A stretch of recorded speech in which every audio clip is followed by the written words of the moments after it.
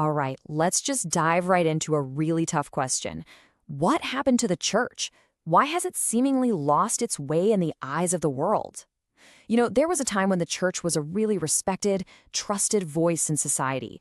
But today, well, that conversation has changed dramatically. I mean, listen to these words. 암덩어리, 제독교.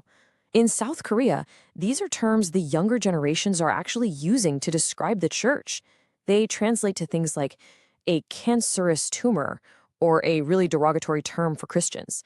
It's just a shocking sign of how deep the loss of trust has become.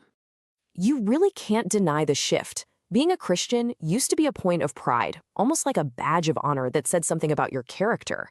Now, so many people feel like they have to hide their faith.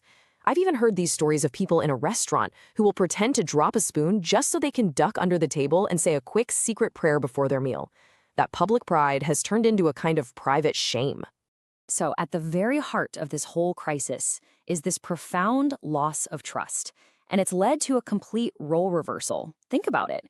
It used to be the church calling out the world's problems. Now it's the world looking at the church and scolding it for its failures. It's a painful thing to admit. But what if this whole modern crisis, the situation where believers are being called out by the outside world, what if it isn't new at all? What if there's a shockingly direct parallel to this in the story of one of the Bible's most revered figures? And that figure is Abraham, the father of faith. But his journey, when you look closely, is also marked by these absolutely stunning moral collapses that honestly mirror the very issues we're talking about today. Not once, but twice, out of pure fear for his own safety, Abraham deceived powerful kings. He lied about his wife Sarah, claiming she was just his sister, and then just stood by as she was taken into another man's harem. And the second time was somehow even worse. It wasn't a snap decision in a moment of panic. It was a pre-planned strategy. And this is where the story starts to feel uncannily familiar. Because in these moments of total failure, it wasn't God who first confronted Abraham.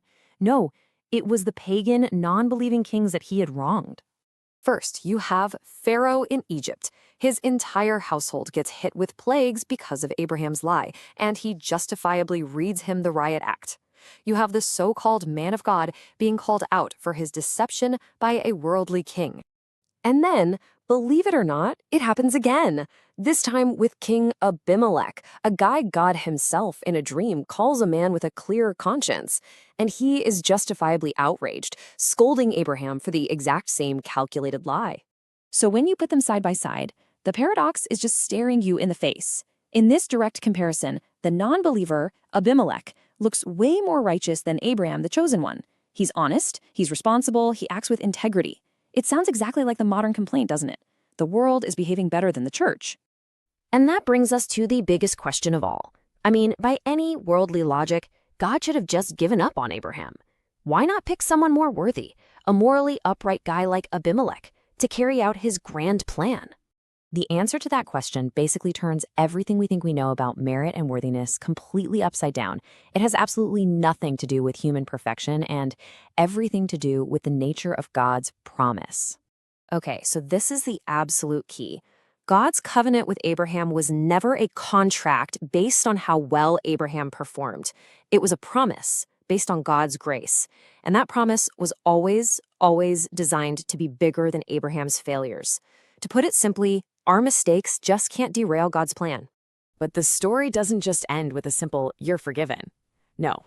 In the middle of Abraham's deepest shame, his most humiliating moment, God does something completely unexpected, something that redefines where real authority actually comes from.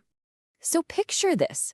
Abraham is standing there totally disgraced before King Abimelech, and God intervenes in a dream.